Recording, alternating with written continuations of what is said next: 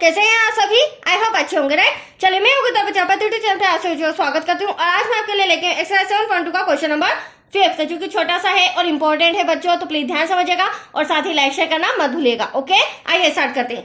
देखिए, वह अनुपात ज्ञात कीजिए जिसमें बिंदुओं ए ब्रैकेट में 1, और बी ब्रैकेट में -4, 5 को मिलाने वाला रेखाखंड एक्स अक्ष से विभाजित होता है। इस विभाजन बिंदु के निर्देशांक भी ज्ञात कीजिए। तो सबसे पहली बात तो हमें जो दो बिंदु दिए गए हैं, मैं पहले वो दो बिंदु बना लेती हूँ, इससे आप इजीली समझ जाएंगे। ये दो बिंदु मैंने बना लिए हैं, इसे नाम देंगे हम ए, इसे नाम देंगे हम बी, और इन्हें मिलाने वाला एक रेखाखंड भी मैंने बना लिया है। अब इस रेखाखंड पर एक एक्स अक्ष है, ठीक है, मतलब कि हमें कहीं ना कहीं यहाँ एक बिंदु बनाना होगा जिसे मैं नाम दूंगी पी। अब कहने का मतलब यह है एक्स अक्ष है और इस विभाजन बिंदु के, ये विभाजन बिंदु है, इसके निर्देशांक भी ज्ञात कीजिए।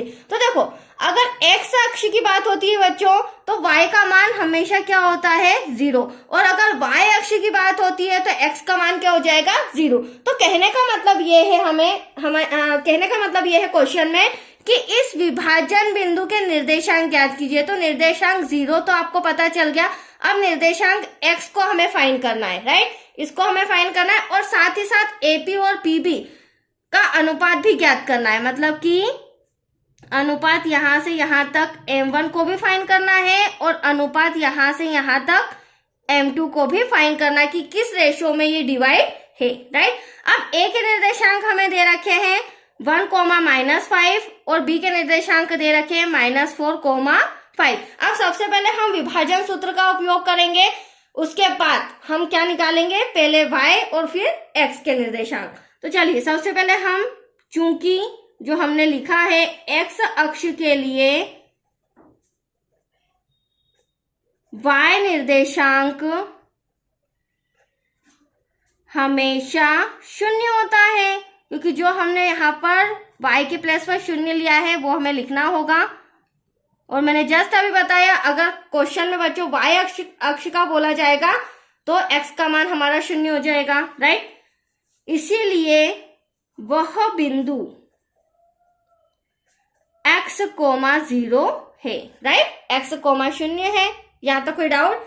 चलिए, अब मैंने आपको बोला था विभाजन सूत्र का उपयोग करेंगे, लेकिन पहले मैं y का फॉर्मूला लगाऊंगी। y के फॉर्मूले से मेरे पास M1 M2 आ जाएगा, उसके बाद मैं x का फॉर्मूला लगाऊंगी जिससे हमारा x निर्देशांक निकल जाएगा। तो चलिए, विभाजन सूत्र से y इक्वल्स टू, और y इक्वल्स टू क्या होता है हमारा M1 गुणे में y2 प्लस M2 गुणे में y1। तो एटलीस्ट आपको समझ में आया। पहले मैं y का फॉर्मूला क्यों लगा रही हूं, ताकि हमारा M1 M2 आ जाए, डिवाइड में हो जाएगा M1 प्लस M2। अब आप सोच होंगे मैडम y1 कैसे लेके आएंगे, तो देखो मैं पहले ही बता देती हूँ, ये मेरा x1 है, ये मेरा y1 है, ये मेरा x2 है, ये मेरा y2 है, राइट।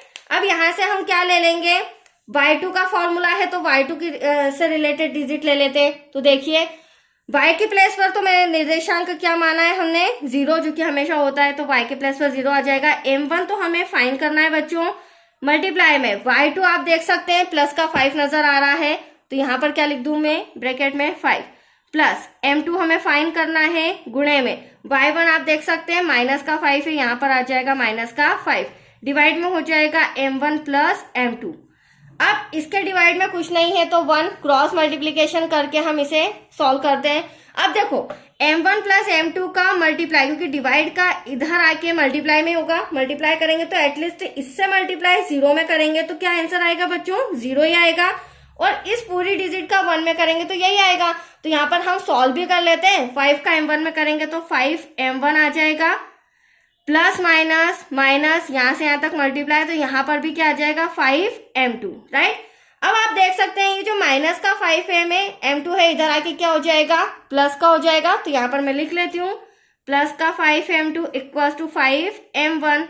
नेक्स्ट स्टेप क्या हो जाएगी अब हमारी, यहां भी 5, यहां भी 5, तो 5 से 5 कैंसल, तो यहां पर भी बचा हमारा 1M2 और यहां पर बचा हमारा 1M1, राइट। अब मैं इसे किस तरह से लिख सकती हूँ, और करके मैं लिख सकती हूँ, थोड़ा सा कॉपी इस तरह से कर रही हूँ, और करके मैं लिख सकती हूँ क्योंकि m1 पहले आता है m2 बाद में आता है, और इनके जो डिस्टेंस है वो क्या हो जाएगा, हाँ इसे रेशो कर देते हैं हम इक्वल ना करते हुए, इसका भी 1 हो जाएगा, m1 का भी और m2 का भी क्या हो जाएगा 1:1, मतलब कि इक्वल आया इन दोनों का अनुपात, राइट। अब m1 और m2 आ चुका है, अब मुझे x निर्देशांक फाइंड करना है, तो यहीं पर मैं विभाजन सूत्र का x का फॉर्मूला रिटर्न कर लेती हूँ। तो यहाँ पर हम लिखेंगे x इक्वल्स टू m1 गुणे में x2 प्लस m2 गुणे में x1 और डिवाइड में हो जाएगा m1 प्लस m2।